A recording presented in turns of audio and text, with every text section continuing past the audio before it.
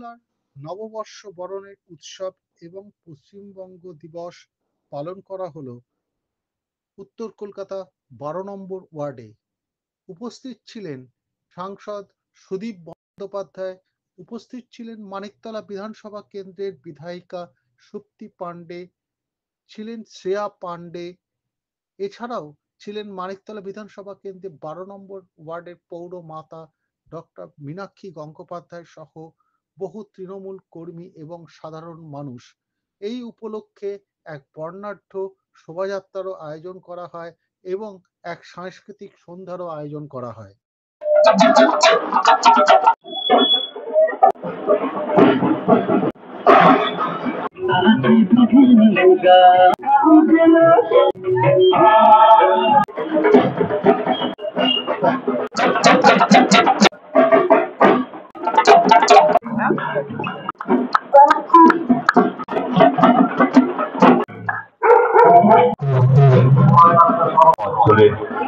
আমাদের এখানে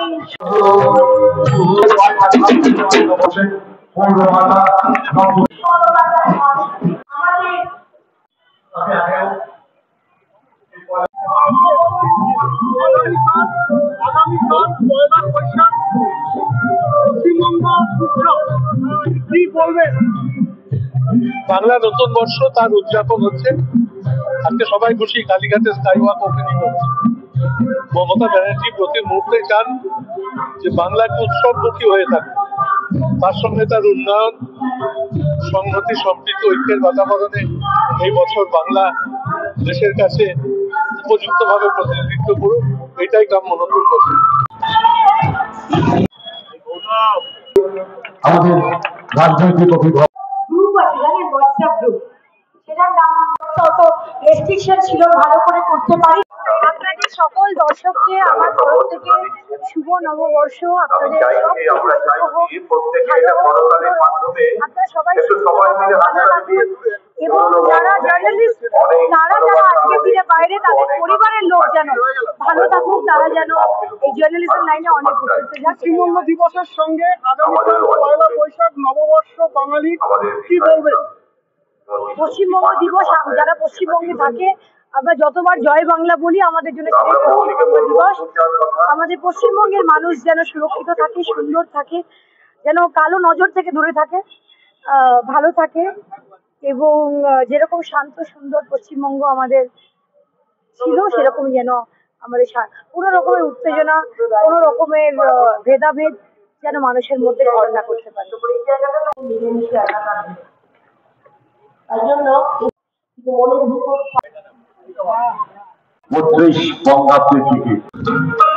বর্ষবরণের এই শুভক্ষণের মধ্যে আজকে নতুন একটা দিবসের সূচনা হলো, পশ্চিমবঙ্গ দিবস।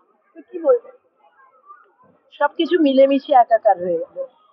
পশ্চিমবঙ্গের আলাদা স্বীকৃতি, আলাদা পরিচয় তো নতুন নয়, কিন্তু মাঝে মাঝে চেনা জিনিসকে একটু নাড়া দিতে হয়। আমাদের চেনা ধ্যান ধারণা গুলোকে নাহলে টেক ইট ফর গ্রান্টেড হয়ে যায়।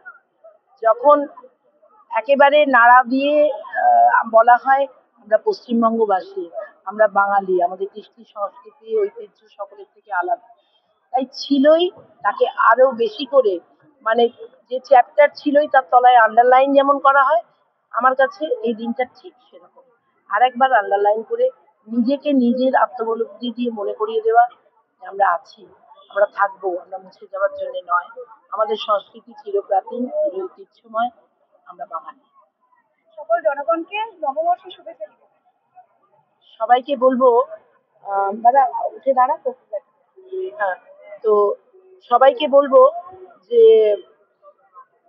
আমাদের মধ্যে ঐক্যের একটা যেন কোথাও টান পড়ছে। ঐক্যটা ঐক্যবদ্ধ হয়ে থাকলে আমরা বাঙালিরা অনেক অনেক দূর এগোতে পারি। আমাদের নিজেদের সমস্ত ইগো, সমস্ত পারস্পরিক সম্পর্কগুলোকে মজবুত করা দরকার। সবার আগে প্রত্যেকের সঙ্গে প্রত্যেকের একটা ভালোবাসা, স্নেহের একটা মূল্যবোধের সম্পর্ক থাকে। তো সেটা অনেকেই রক্ষা করেন, কিন্তু যারা করেন না তাদের কাছে আমার আবেদন, এটা হারিয়ে গেলে সব হারিয়ে গেল। এটা যদি থাকে আমাদের বন্ডিং তীব্র থেকে তীব্রতর হবে। কারণ বারবার বলবো, আমাদের বাঙালিরা একটু অন্যরকম, সবার থেকে একটু একটু আবেগপ্রবণ, একটু ভালোবাসার কাঙাল, একটু চট করে লোকের উপর মায়া মমতা আমাদের বৃদ্ধি পায়।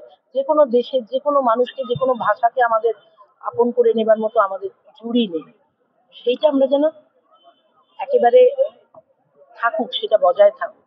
আমাদের পরবর্তী প্রজন্মদেরও বলতে হবে যে ইংরেজি জানা দরকার, কিন্তু আগে নিজের ভাষায় দখল এনে তারপর কিন্তু বিদেশি ভাষায় দখল আনাটা ভালো। নিজের দেশকে চিনে তারপর বিদেশকে চেনাটা ভালো। তো সেটা তারা অনেক বাচ্চারাই করে, যারা করেন না এটা তাদের। রাজনৈতিক অস্থিরতা যেখানে আজকে দাঁড়িয়ে পশ্চিমবঙ্গের উপর সে আগামী 26-এ ভোট বাক্সে কি তার কোনো ফল করতে চলেছে?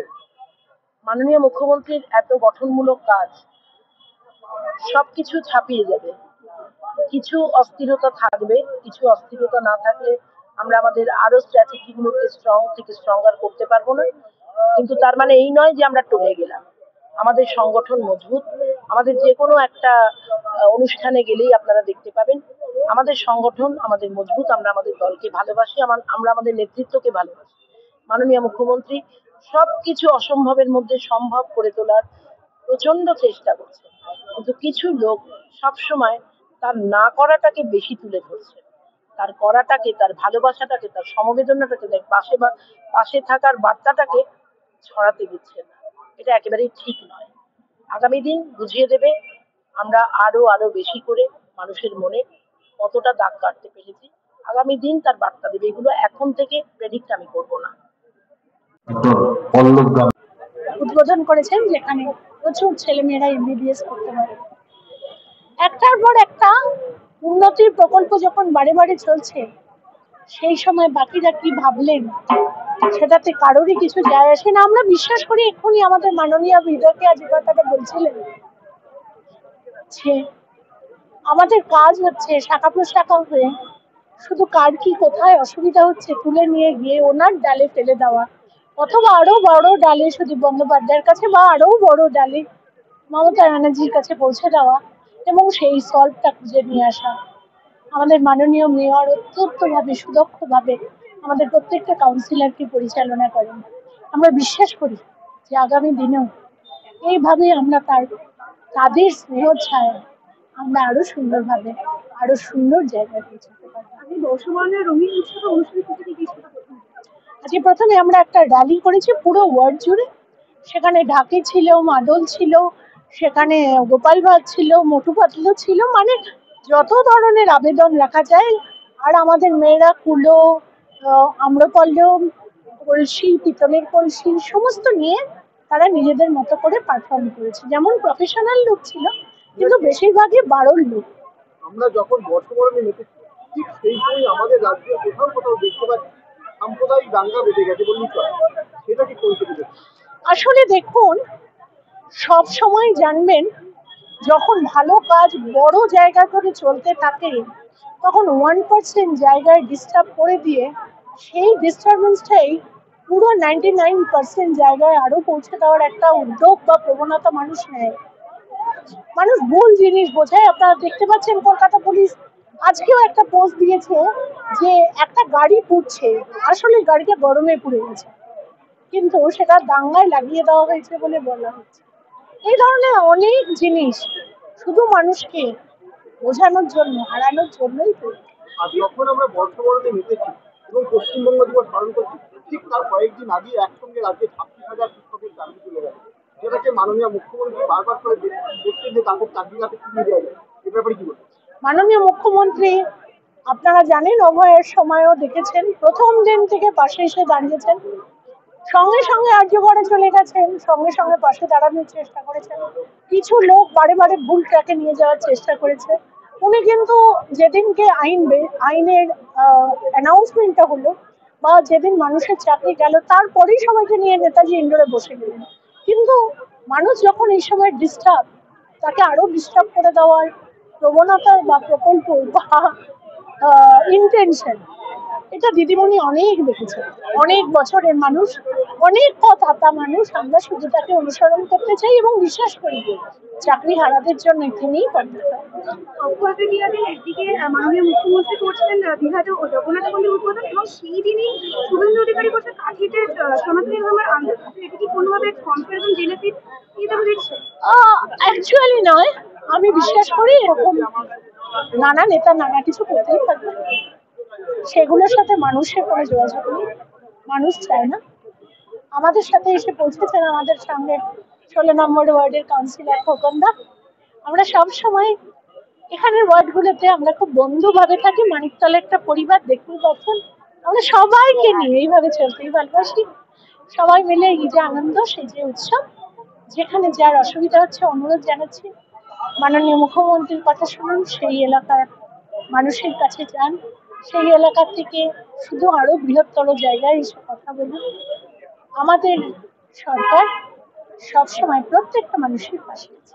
সবার লাস্টে বলবো যে কালকে নববর্ষ, নতুন এক দিবস, নতুন এক সালের দিন হচ্ছে ক্যালেন্ডারে, তো সেই নিয়ে জনগণকে কি শুভেচ্ছা পাঠাবেন? আমরা এটাই বলবো, সবাই সুস্থ থাকুন, ভালো থাকুন, বিশ্বাস রাখুন তৃণমূল সরকারের ওপর, বিশ্বাস রাখুন মমতা ব্যানার্জির ওপর, বিশ্বাস রাখুন অভিষেক ব্যানার্জির ওপর। আমাদের যে বাংলায় এত প্রকল্প, এত কাজ হচ্ছে, আগামী দিনে আমরা হয়তো 26-এ আরো বড় আসন নিয়ে আপনাদের সেবায় পাশে থাকতে পারবো, সেই আশীর্বাদ।